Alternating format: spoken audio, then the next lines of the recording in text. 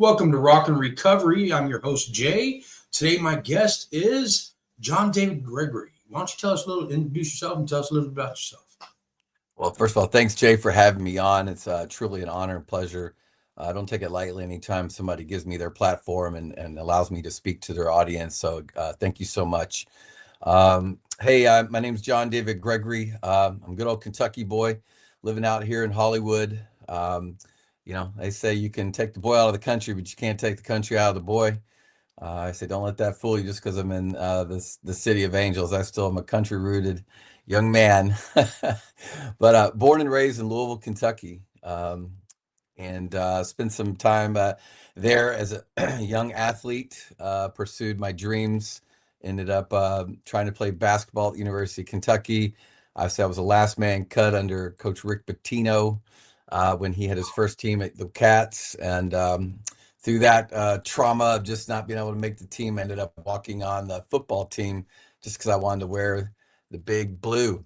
But yeah, my life's been filled with all sorts of trauma, addiction, recovery, two steps forward, one step back, two steps forward, one step back, five steps forward, three steps back, over and over and over and over and over and over and over and over and over and again. And truly learning to find my place in the world now and finding out, in life, it's much better to give than it is to receive.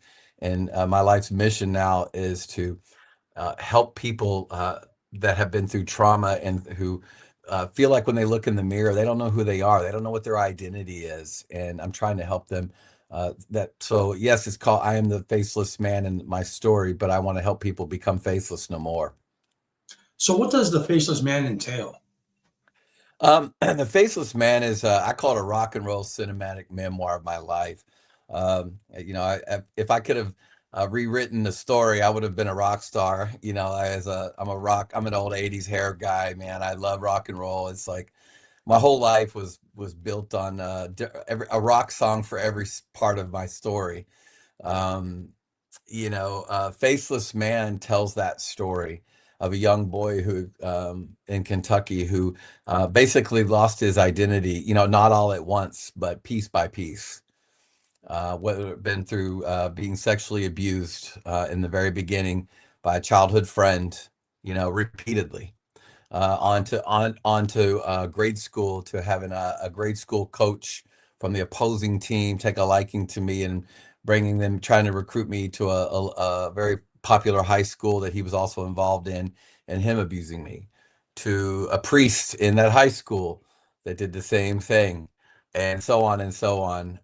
It's a story of those situations in my life, and still trying to being able to show up and perform, because I always was. That's what I did. No matter how much I Right. got beat down, you would never have known I went through any of those things, even as a kid, because there was this dog in me that was always like, come on, John, get up. You got to fight. You got to go. You got to do this, man. You got to perform. I mean, I was a star athlete. I was, one of the top players on the basketball team and on the football team. And, I was the jock, so everybody looked up to me, and people would have no clue. Then I was going to church, and part of the youth group and all those kinds of things. And so, in the middle of all that, I'm literally, like I said, there's pieces that are being stripped away, and even just what I want to say is, as I was going through this, I'm trying to go, how can I cover the pain? And for me, it was, it started right at the point when I was at the University of Kentucky. I was playing football, and I was, once I realized I wasn't going to be the star, I kind of just lost interest. And I was out with the team one night at a local bar, and there we were dancing around, and the song "Ice Ice Baby" comes on, and man, it was like I went out there, and they were Vanilla like, Ice. come on, man," and I had the hair and everything, and I was like, I just started dancing, and the team was dying. They were like, "This white boy can move," and from that moment, I went up to the bar, and this guy hands me a business card, and this is where my life changed. He was like, "Hey, man." how would you like to do that and make money? And I was like, what are you trying to say? And he's like, I saw you just took over this whole place. Like the place went nuts when you did that.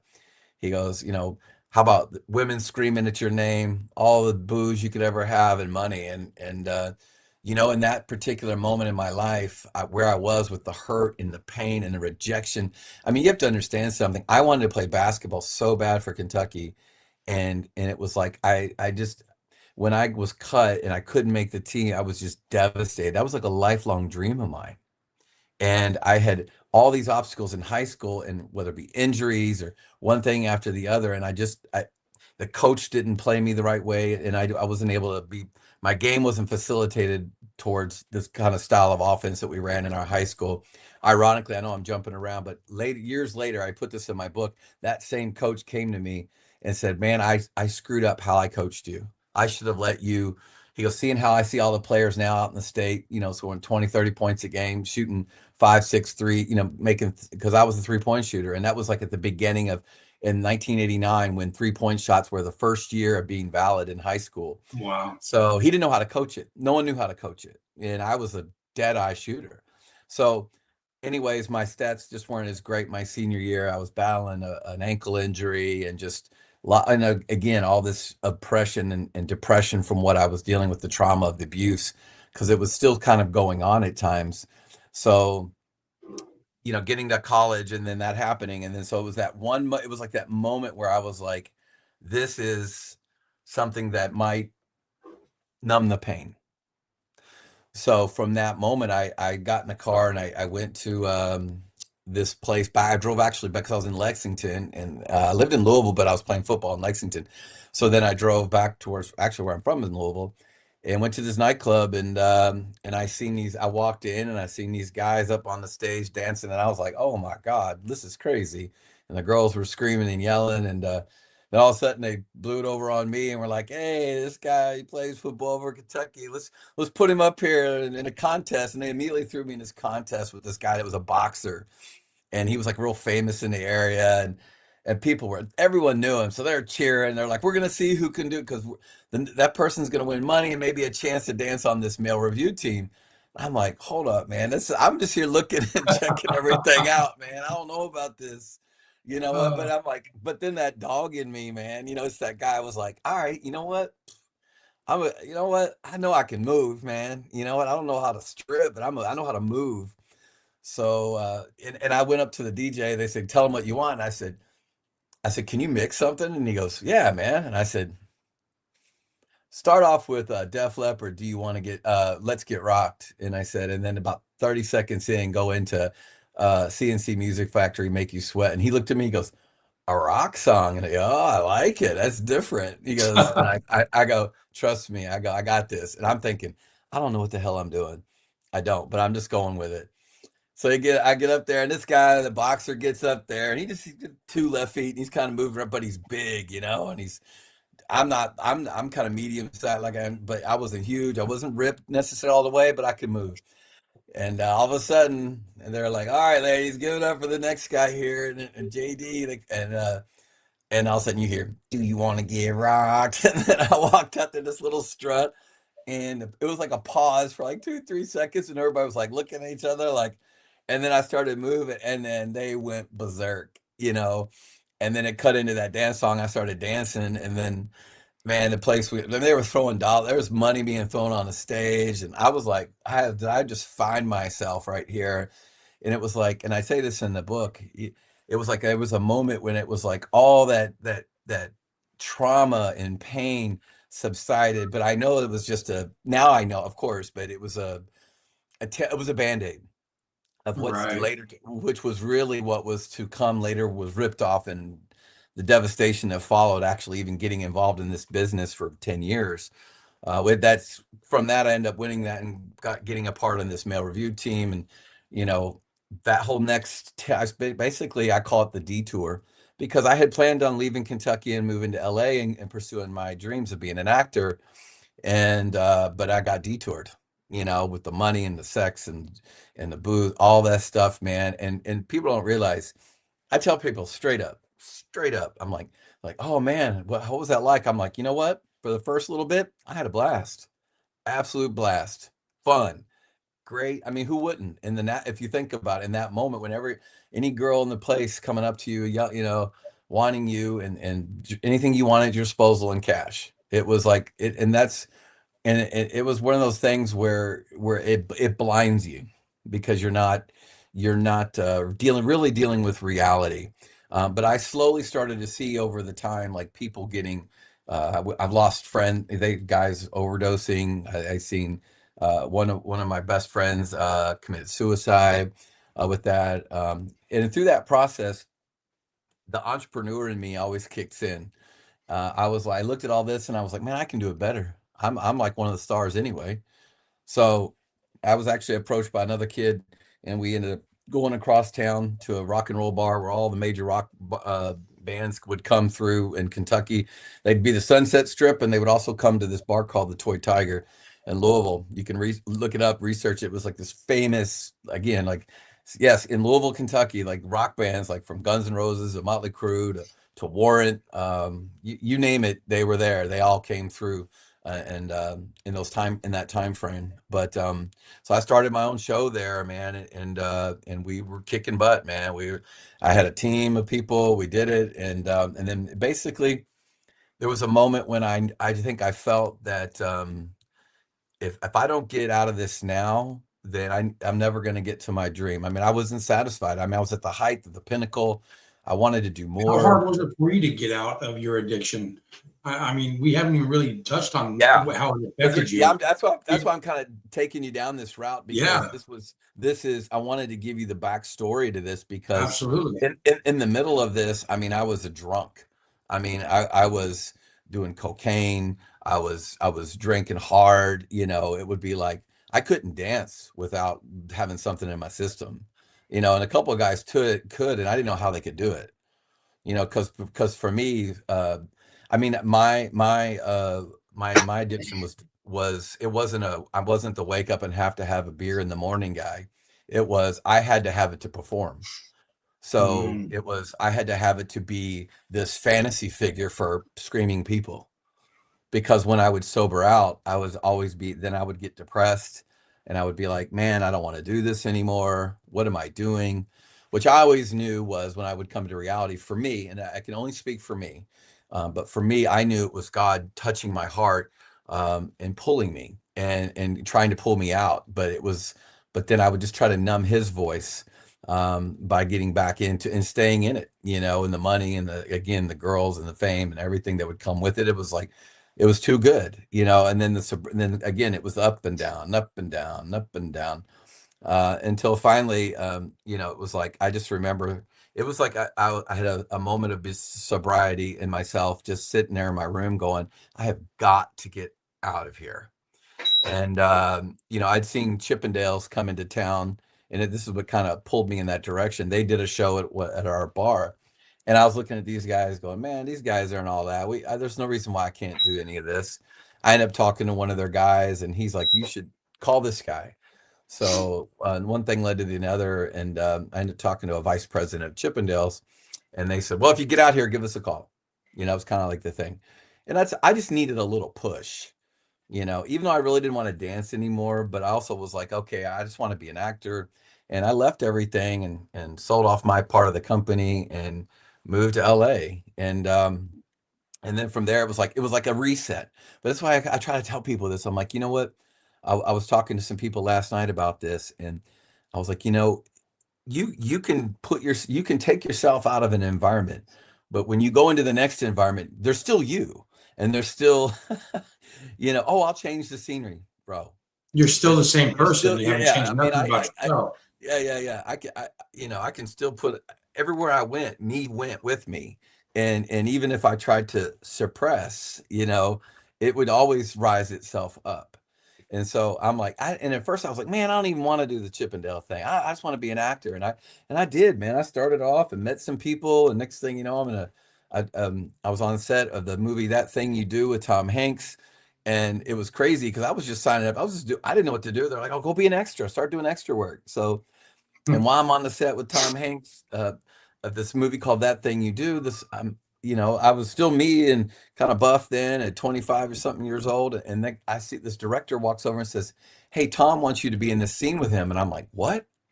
And it was this beach scene, and they're all on the beach, and I had this like tight shirt on and some shorts, and I said, "Oh, what?"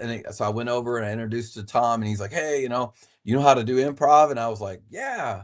I mean, I kind of faked it a little bit, but I was like, "Sure." I mean, I'd like taking acting classes in Louisville at I that. mean, Actually, isn't that what improv is anyway? yeah, Kind of like making it. yeah. You're just listening, acting, reacting. So anyway, he goes, "You know what? I want you in this scene. I'm just gonna throw you lines and just I want you to play off of me." And I was like, it was almost like surreal. I couldn't believe this was happening. So I ended up getting this great little part in the movie That Thing You Do with Tom Hanks. But then a bummer was like when I went to see it, I rushed to the theater and I go out. The cool part was that scene is there, but they took the dialogue out. It cuts away, and he and I are talking, but just this music's playing, and it's a close up, and then it goes away, and then comes back, and he and I are laughing again, and it goes away. And I remember sitting in the theater going, "What? Come on." I was like, I read out, and this shows you my age. I called my mom on a payphone, like, I was like, "Mom, I'm supposed to be, what happened? What do I do? I'm so pissed." She's like, "Well, that's just the way it is. They choose what they want to put in there."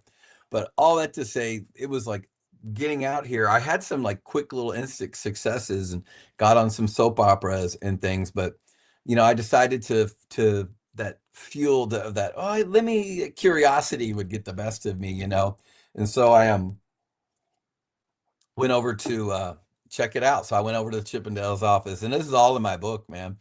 And I'm like, I go in there and walk in, and man, I'm seeing the posters on the wall and everything, and this beautiful girl at the front. And she kind of just looks at me, but there was a sadness on her. I'll never forget it. As beautiful she was, she just had a sadness to her. And she's like, "Oh yeah, he's waiting for you." And I go in thinking, okay, I'm this big time, stripper boy, from Kentucky. And I mean, I have my own show. And I walk in there, and this guy was just chewing somebody out on the phone. Looked like he was out of a mob movie, and he had a gray suit on, a hair slicked back. And I'm in there, and he's like, yeah, like, stay like there, just get in front. Hey, give me a second, and all of a sudden he gets up and he's like, "Who are you?" And I was like, "Oh, I'm John David Gregory." He goes, "Oh," I go, "Oh, where are you from?" I said, "Kentucky." He goes, "Oh yeah, you're that guy." And I said, "Yeah, I had my own mail review show." He goes, "Oh yeah, yeah, yeah, you had a show. Okay." Kind of like, we're chipping. Your show was shit. That's Right. that's what he was. I mean, it was just total like put down, put down, put down, He put in the just put you scene. in your place, basically. Yeah, he just totally did. And I was like, "Well, what, bro? I can roll with this, And so I'm just sitting there, man, and he basically gets up and he goes, "Hey, well, take your clothes off." And I said, "Excuse me?"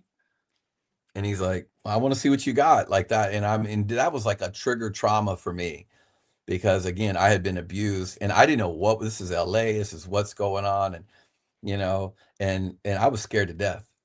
And I remember standing there and just going, "Oh well," and I was just like, "Fuck it," you know.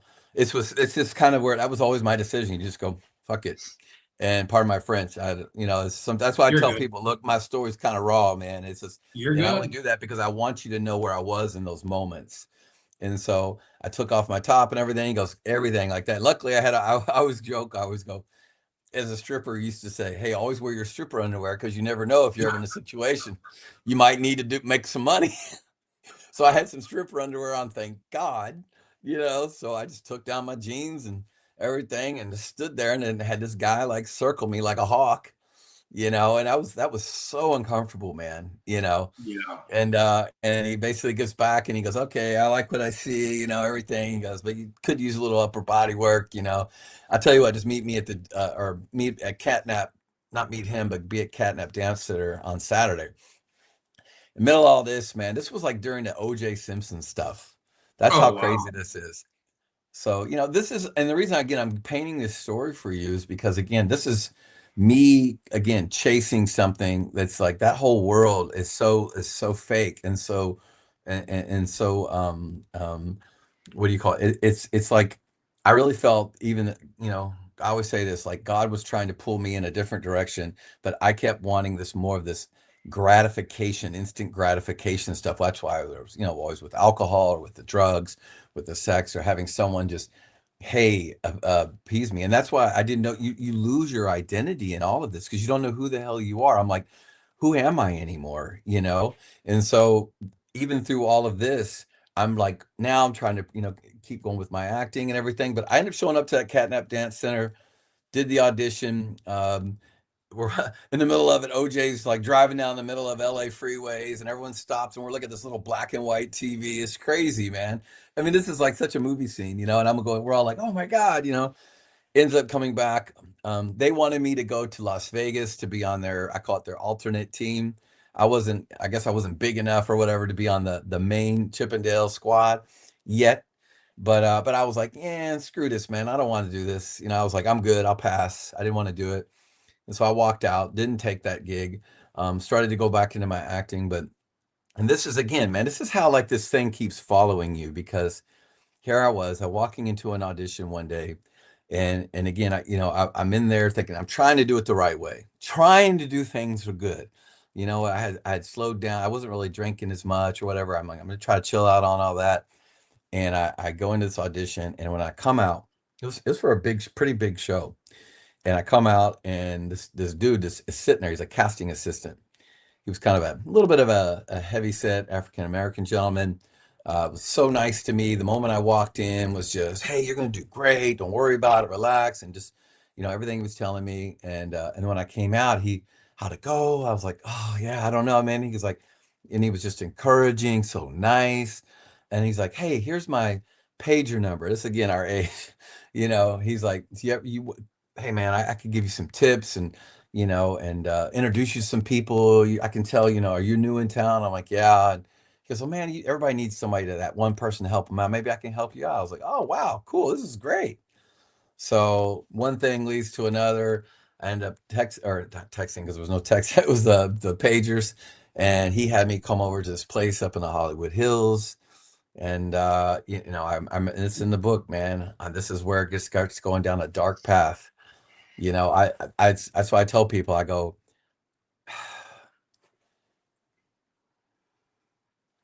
that's why I told you that backstory for a reason, because all of this stuff I went through from being abused to then being in that business it was just, I mean, as I say, I was just what piece by piece. I even write, I said, I was just pieces of me. It's like, I'm like just literally being stripped from me to a point of where when you're so stripped down, it's almost like you're willing to just let whoever tell you who you are, what you do, and how to do it, How do you and feel? how everything. And Yeah.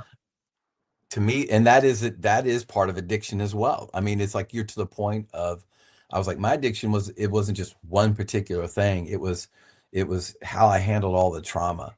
It was the choices even I was making because I had no self-esteem. And I did, like I said, I call it faceless because again, I would look at myself. I didn't know who I was.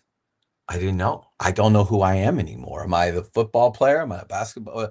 Is there somewhere I was a Christian somewhere in there? I don't know where that guy was, but here I am now. I fast forward. I'm like, next thing you know, I'm walking into this casting associates, place up in the hills in Hollywood, and I can see the Hollywood sign behind it, and going in and walk in, and there's booze everywhere and music, and the TV's playing. That all of a sudden he's got some lines laying out there, and I'm like, what's all this? And I knew what it was. I was trying to pretend I didn't see it, because I had done some cocaine back, but I had stopped doing it because I was like, man, I gotta quit doing this, you know.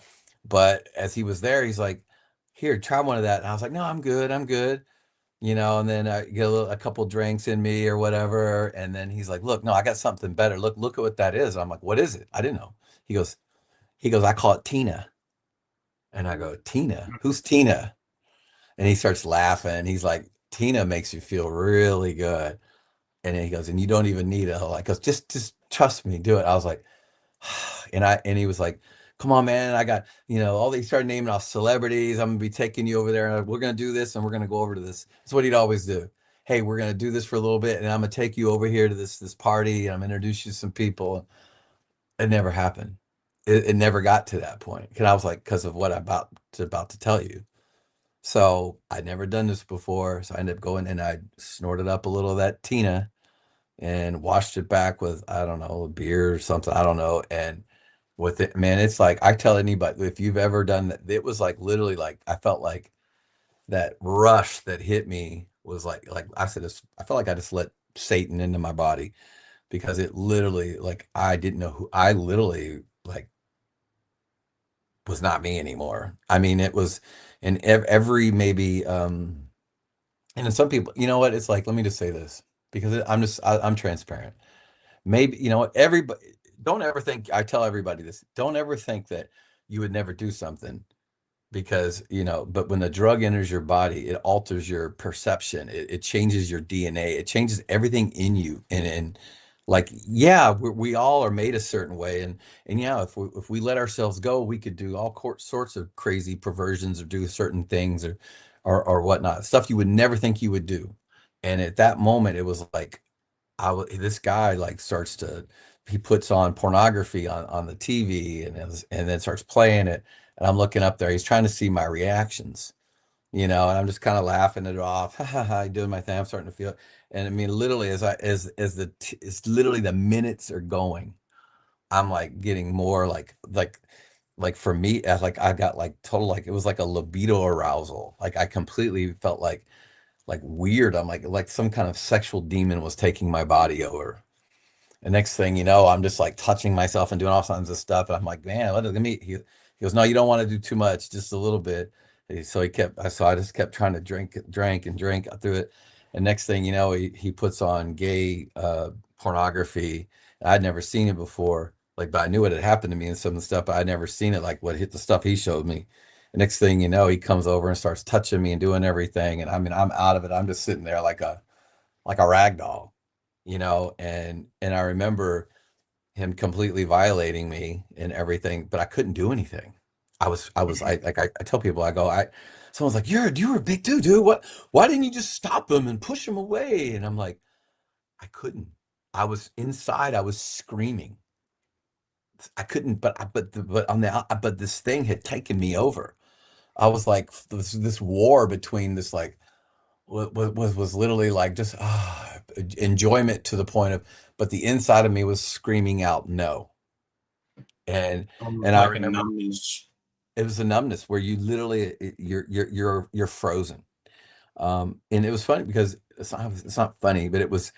I say that because it's just like an uncomfortableness for me to even talk about it at times. But it's to the point where when I remember getting out of there and him sleeping, and I got out of there and went home, and I remember, that's why there's this song by Creed, which motivated me to write this. One of the I have many motivations for writing the book, but there's a song by the band Creed called "The Faceless Man" or "Faceless Man," and it just talks about that whole like I don't know who I am anymore, and I know if I go down this road, if I walk along to the other side, I know I might not make it home, and that is I kept saying, God, I'm afraid if I don't get out of this, I'm not gonna survive. But I remember laying in my apartment and just crying and washing myself for like hours in the shower and just feeling disgusting and gross. And like, I can't believe I let this man do this stuff to me, and everything. And this is the sick part of the addiction that people don't understand. It's like, even in those moments were those precious moments. And I felt God, and I felt like just, hey, I got to change. Something's got to stop. It's that same repeated cycle, but it didn't.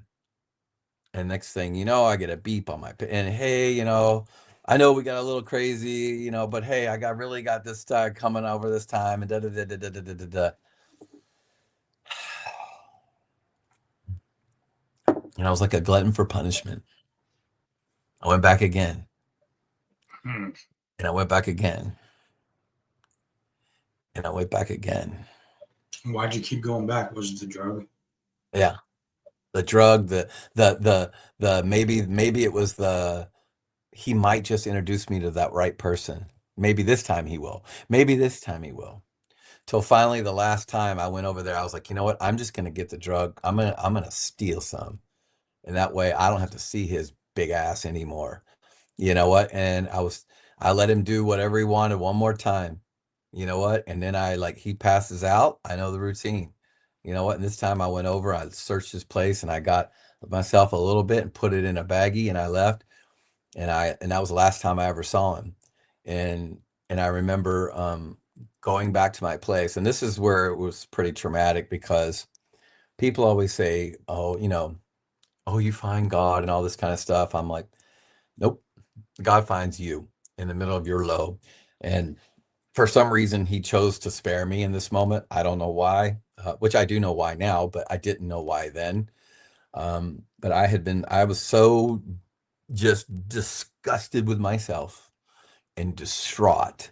Um, I remember getting there. I ended up like 3 straight days I was high on meth, at least.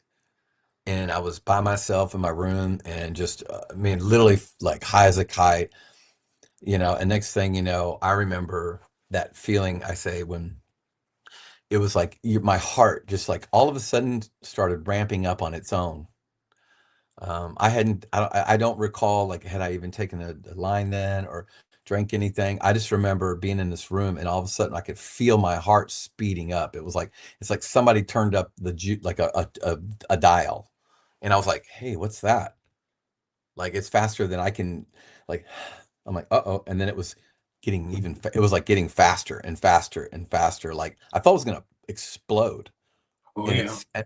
it scared. I mean, it scared the shit out of me. I remember just going, "Oh my God, I'm gonna die!" Like, uh-oh. I was like, and I immediately was like looking for something like something to help me. What do I didn't know what to do, and I didn't know what to do. But the only thing I knew what to do is it was almost like I was transported back into that Sunday school class as a kid. The teacher saying, "If you're ever in trouble, call to God." But it was just like this, But that's all I could. I didn't. I'm looking. I don't know what to. I don't know what to do. And I'm like, I mean, I say all this. This was happening within seconds. Like in the panic, everything hit me. I remember falling to my knees, and I mean, I'm dizzy. I'm like, oh my God, I'm literally gonna die. No one's even gonna know. My mom's. I mean, your whole life flashes before you, and literally, I don't think everyone says it. It wasn't like some cheesy Christian movie. Oh Lord, save me! No, it was like, bro, I don't know. All I know is I called out to God in some sort of way, whether it be in my head. I don't know, so I'm not gonna fabricate it. But I know I called out to Him in my heart. I believe it was in my heart, and because at that moment I felt, and again, I came from a very, very, very conservative Christian family, a Southern Baptist, even though I did go to Catholic school, but that was because my parents wanted me to be in a private school. But I felt like this heat come over me, and that's how I describe it, like a hot oil, and then somebody like holding a blow dryer to my face, like heat and oil. And it was like I remember feeling that, and I thought, and then all of a sudden a peace hit me, and I remember going, maybe this is what death is. Maybe I remember that split second thinking, oh my God, I'm slipping away, but it was peaceful, and I just thought, okay, and I kind of and I yielded to it. I was like, this is it. And I just yielded. I accepted that peace. I felt the heat and the thing. And as I was sharing the story with somebody last night, I said, I don't recall the exact time frame, but I remember kind of coming to and like looking around the room, like looking at my hands, looking at everything. And I think it was around 6 in the morning. So I think I might have passed out at that point. It was probably late at 2 in the morning, with 3 in the morning when it all happened. And I remember running to the bathroom, splashing some water on my face, and then I'll as I t- and then all of a sudden I had this memory of like, oh my God, am I alive? Or like maybe I'm dead in the floor, maybe I'm out of my body, right? I mean, I didn't know. I'm like, but it was this creepy feeling, and I run back in the room to see if I'm actually laying there and I'm out of my body. And I thank God I go in there and there's nobody. I'm still me. I was like, oh, I'm alive.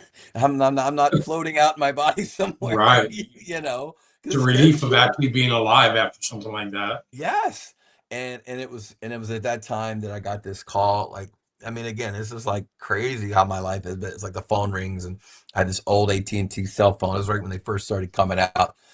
And my buddy calls and he's like, "Hey man, I don't know why, but I woke up this morning. You were on my mind." And he called me and he said, Are you okay?" And I broke down. I was like, and we had been friends for a while. Every now and then we'd talk, and I basically told him, I said, "Dude, I'm such a fake. I was like, bro, he goes, oh, what do you mean? I said, dude, I'm on drugs.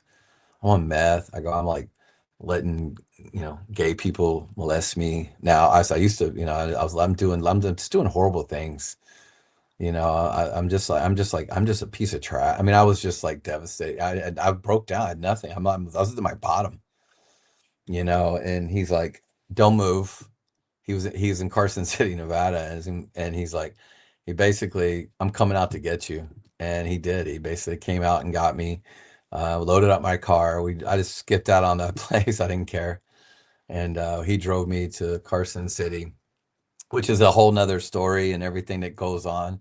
If I don't know how much time we have, but I'm giving you this. This is again, it's like anyone that's like, the guy that wrote my forward for my book, he reads my book, he calls me and he goes, John David, my God, this is why I say forward, back, forward, back, forward, back. Oh, I It, know the it feeling. You is, know, it, every new place I would go to, it's like, you think, fresh start. But again, who's with you? You, you. you know. Even with God saving me in this moment, which is like, I should have just been like, joined a monastery or something. I don't know. I mean, it Right. was like, it's like, damn it, you You know? know, methamphetamine is a terrible drug to get on. That's what I was addicted to for almost Ooh, 30 years. so You you know, know, oh yeah, I know that beast, and it's just a beast. Once it gets its grips in you, it's hard to escape that. it I mean, is. you'll crawl through the pits of hell basically to Yeah, escape that, and still yeah. get drugged back in many, many times. I can honestly say that I had never done it again after that moment. I kind of just leaned more on alcohol, but it was, um, quick wild story. I'll kind of fast forward. I did have an incredible encounter in Carson City, and some things happened. But when I came back to LA, getting church, trying to live the right way, all of a sudden it's like, I don't know how it happened, but that remember that drug dealer. So he knew the car I had. I had this convertible like Chrysler Sebring. It was very distinct. The Sebring convertible. You had one too? Come on, Oh, man. I know the car. My grandma used to drive the shit out of that car. Yeah, it was convertible, right?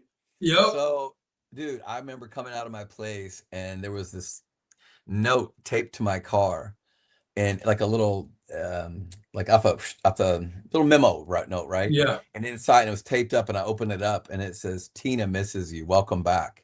Oh, I was like, wow. Like how did this person, I was in North Hollywood, like staying in this place, like I mean, I had been actually, because I was in Carson City for the summer and then I came back. But I'm thinking I was in a new place, even living too. So it was like, how did he find me? yeah. And that's why I know it was like so evil, bro. And I remember, that moment pulling out and looking at that little baggie, it was like, boy, that thing talks. And it was literally like, and I remember for a split second, and I just went, and I remember walking over to the trash can, and it was like this big trash can, and I just remember just throwing it in. I dumped it and threw it, because I knew I was like, just dump it in there, throw it, and I threw the rest of my trash in my, because I knew the trash had come on that day too. So, making sure I didn't tempted to go back and scoop it out, but that's how crazy that this part of that story is with that guy. But, um, I will tell you a really cool part back in the Carson City. Um, I was trying to be, straight and narrow there and everything. My buddy was helping me. I got a job at a gym he says, just coming for the summer. And I was trying to work at UPS. That lasted 2 days because I could not handle, my ADD was off the royals. I couldn't take boxes and put them in trucks. I just can't do that, because they have zip codes and you had to match them. And I'm like, dude, can't do it. So I'm working at this gym, and all of a sudden this really hot girl walks in from the desk, Mary Kay chick, back when Mary Kay was really popular, and I'm like, God, who's that? And they're like, oh, that's the owner's wife. And I'm like, oh, okay. Here on the old stripper boy, I mean, I had every girl throw themselves, married women or whatever. It didn't matter. I had no moral compass. But then I was like, all right, I'm not doing this no more. I'm gonna be good. But I noticed she kept looking at me. I'm like, why she keep looking at me, man? This is crazy, you know? So one day, ironically, I'm going to clean the tanning beds and I go, and this girl walks out of the tanning bed. She was coming out and I was waiting for her so I could clean it.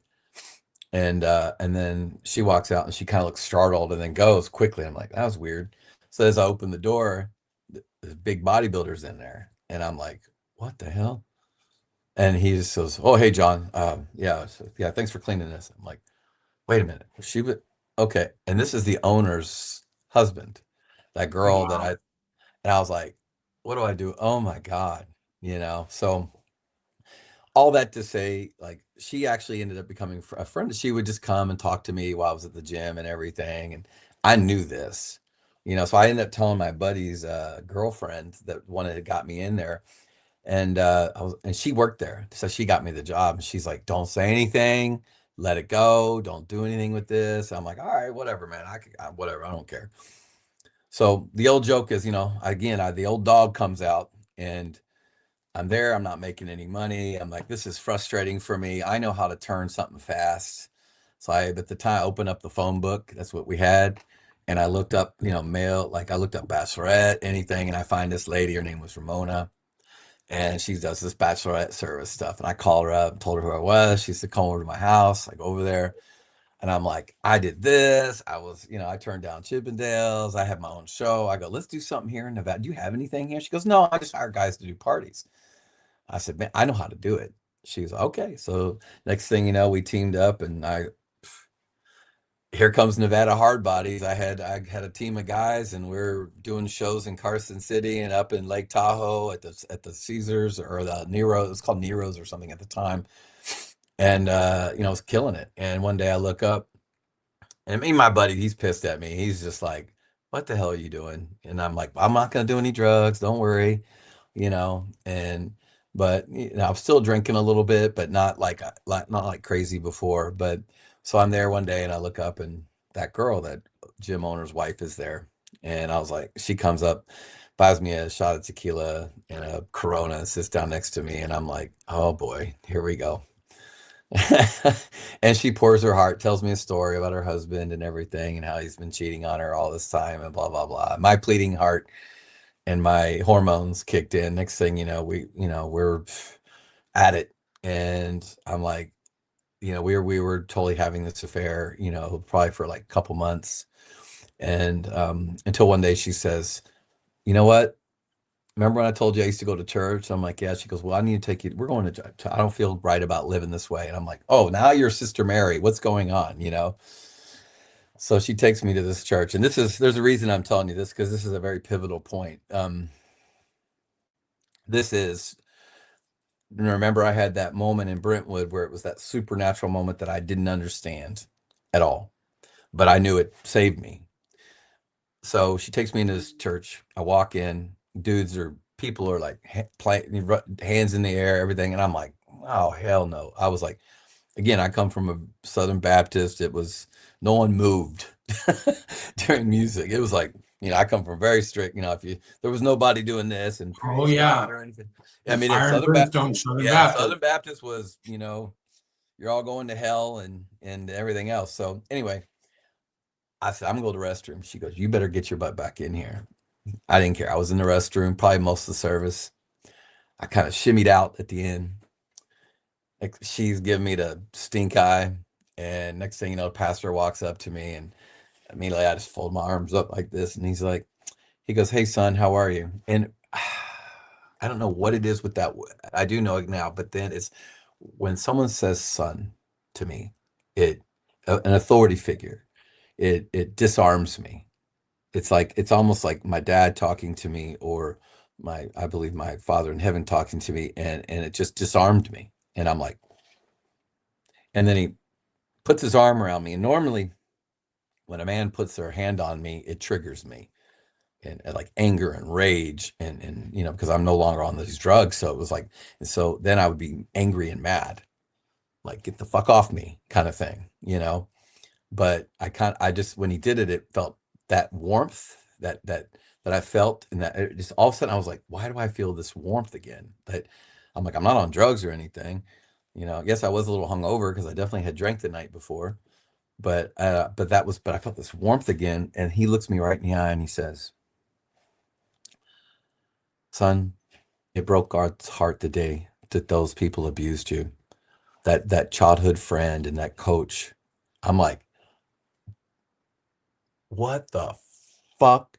I'm like, and I looked at Dana like I call her Grace. Sorry, probably shouldn't say her real name, but I looked at Grace. I'm trying to say people's names, so I looked at Grace and I was like, "Are you kidding me?" Did you? And then I thought about it. I never told her. I didn't tell anybody. No one knew this stuff. And I'm like, I look back at him and he smiled and he goes, "I know what they've done to you in Hollywood, and I know the guy that's been, basically torturing you, and you were just going back like a slave to him." And I'm just like, and I basically literally just fell into his arms, and I'm bawling my eyes out, bawling. And next thing you know, I'm on the ground, and I'm like, they're praying over me, and you know what? People can say what they want. They can call it bullshit, say it's fake. I really don't care anymore because I know what I experienced. But he's praying over me, and I know some stuff was coming out of me, man, because I just remember like screaming and I threw up, and it was a mess. I was a hot mess and laying there, and I remember when it was kind of blurry, and I know they had been praying. All these people, I just remember kind of looking up. People are praying over me, but I was just such in a state of just brokenness. Like it was the heaviest cry I've ever had in my life, like a like a and it was like and if I could press pause, it was like going back to the first time I was abused as a boy. All this time, all this trauma, all this from that and then the coach and the priest and then stuff that happened to me in Hollywood, all this stuff. It was like all of this built up in one and just going all the drug, everything.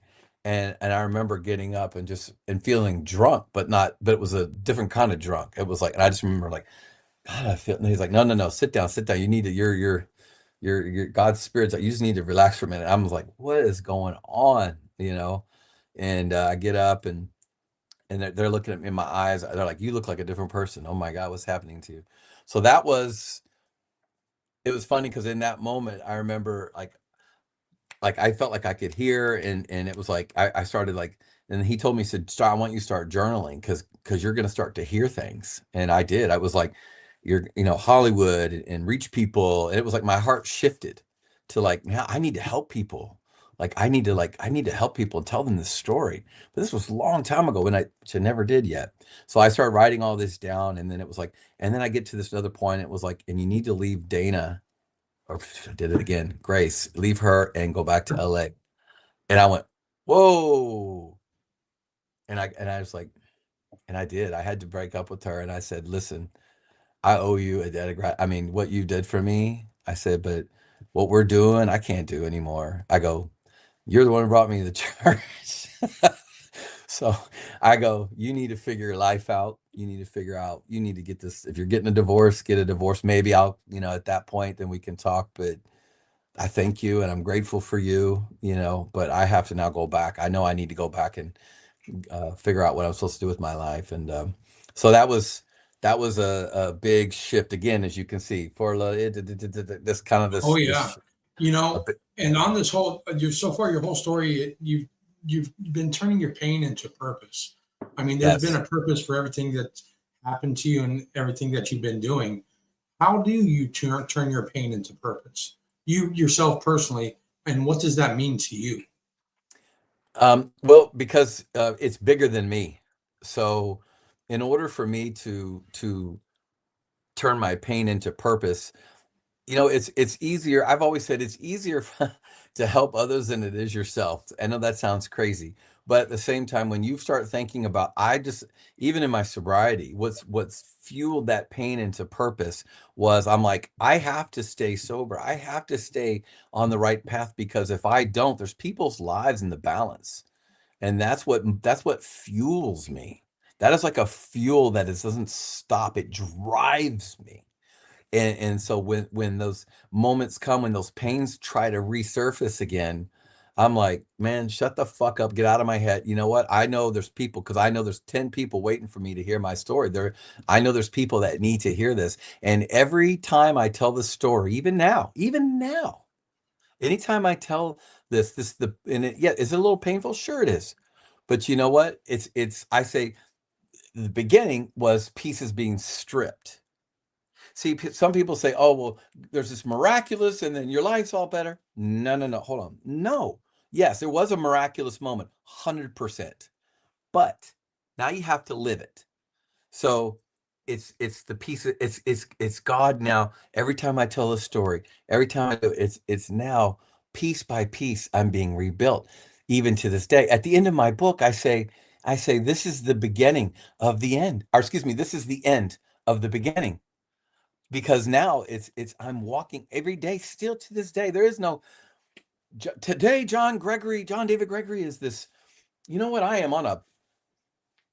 will never do anything wrong again, and I will never fall, and I Yeah. will never do, man, run from bro, run from that person. Run. Yeah. I'm like, look, Absolutely. I got pulled into a reality show. They were talking to me and at one point, and they were like, you know, you're the Christian guy that we're looking at to put on the show. How do we know that you won't fall? How do we know that you won't slip back into this old way of living? And dude, oh my God. And this guy was like, he was the same guy that produced that movie, like Bruce Almighty. Okay. So, and he's putting in this little golf thing on Wilshire Boulevard. You know, he's just putting. How do I know you won't go back and do it? And I stood up and I took my foot, you know, and I stopped the ball when he hit it, and I drew an imaginary line on his little golf thing, and I towed my feet all the way up to it, and I said, "Here I am on this side today." I said, and I took my toe and I lifted it up and I set it down right on the other side. I go, "I'm this close to jumping back on the other side." And he goes, "What do you mean?" I go, "It's a fight every single day." And I It said, is. I will not stand here and say, oh, I don't know. All I know is today, I'm on this side. For I this moment right for now. this moment now, yeah. And he looked Yeah. at me like, well, I go, stop this illusion. I don't know who, what, where thinks that this illusion that if you call yourself a Christian, that you're supposed to be this holier than thou, perfect. I will never do a drug, never do. Man, that is some bullshit. You know what? Yeah.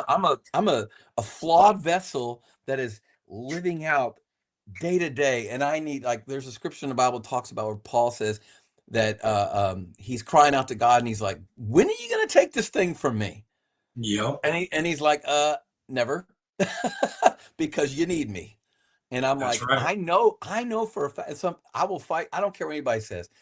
I know for a fact that God will not remove that from me, because I have to have, I have to know that if John David Gregory is thinking he's the man and he's the superstar and actor, I know I will never, and I will not. And just like in the Bible, when Peter said, "I will never deny you, Lord," no way.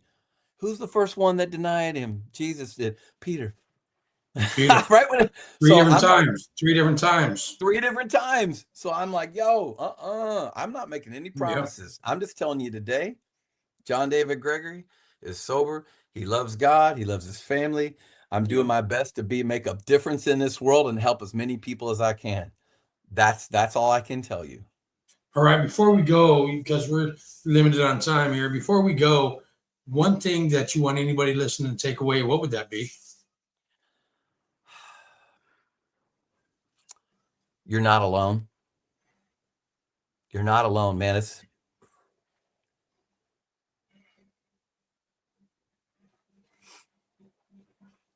I hid for so long. I'm 56 years old. I hid because I was embarrassed. And I thank God for my pastor at my church and my wife to get me to write this story in October.